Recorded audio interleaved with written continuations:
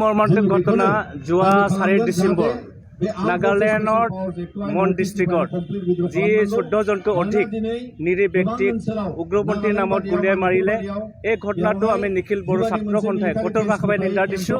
আৰু যিসকল ব্যক্তিয়ে তাতে জীৱন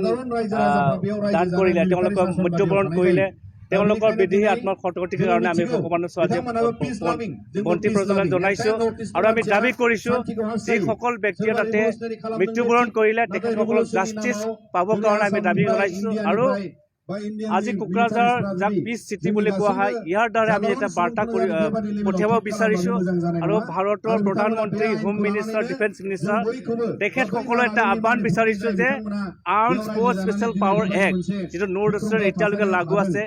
অতি সোনকালে এই আইনটো আমি বাতিল কৰিবৰ কাৰণে ভাৰতৰ প্ৰধানমন্ত্ৰী, হোম মিনিষ্টাৰ, ডিফেন্স মিনিষ্টাৰ আমি দাবী জনাইছোঁ। আমাক এনেকুৱা আইন নালাগে যি আইনৰ দ্বাৰা মানুহৰ জীৱনলৈ ভাবুকি কৰি আনে, মানুহ সমাজত ধ্বংস কৰি আনে, এনেকুৱা আমাক আইন নালাগে। আমাক এনেকুৱা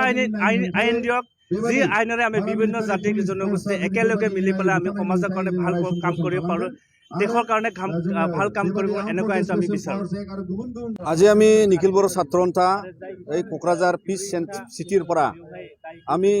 যিটো নাগালেণ্ড মন ডিষ্ট্ৰিক্টত 14জনকৈ আৰু তাতকৈ বেছি মৰিলে বুলি আমি আজি গম পালোঁ, য'ত মানে আসাম ৰাইফল তাত যি অপাৰেশ্যনৰ নামত তেওঁবিলাকে মানে নিৰীহ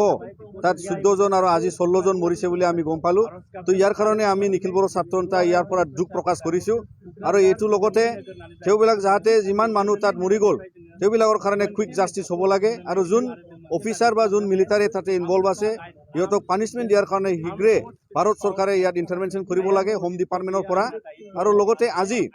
আমি কোকৰাঝাৰ পিচ চিটিৰ পৰা এইটো আৰু অনুৰোধ কৰিব বিচাৰিছোঁ নিখিল বড়ো ছাত্ৰ সন্থাৰ পৰা যে আমাৰ এই অসম আৰু এণ্টায়াৰ নৰ্থ ইষ্টত যি আইনটো আমি তীব্ৰ দিনৰ পৰা বিৰোধ কৰি আহিছোঁ যে arm forces special powers act, যোনটো আইনটো ব্যৱহাৰ কৰি পেলাই কাউণ্টাৰ ইনচাৰ্জেঞ্চি অপাৰেশ্যনৰ নামত য'ত মানে পাৰামিলিটাৰী ফ'ৰ্চৰ দ্বাৰা এক্সট্ৰা এটা পাৱাৰ দিয়া গৈছে, য'ত মানে নিৰীহ মানুহক without permission of the police magistrate এইবিলাকে এৰেষ্ট কৰিব পাৰে, গুলি চলাব পাৰে। তো এনেকাই যদি আমাৰ অঞ্চলত এনেকা আইন থাকে, অনাগত দিনতো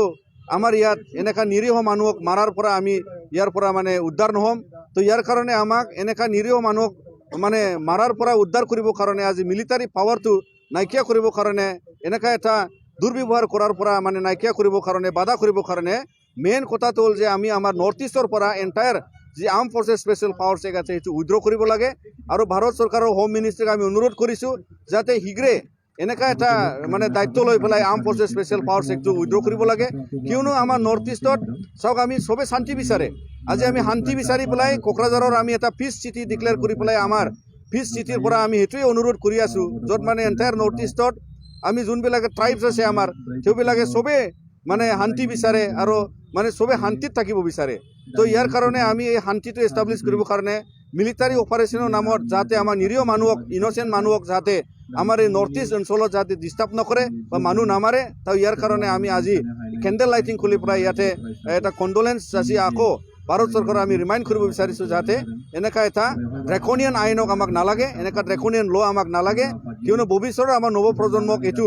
আকৌ আমাৰ ইয়াতে মানে এটা শান্তি পৰিৱেশটো বিভক্ত কৰাৰ কাৰণে পাৰামিলিটাৰী ফ'ৰ্চক এই পাৱাৰটো সদায় থাকিব, ইয়াৰ কাৰণে এইটো উইথড্ৰ কৰিব লাগে।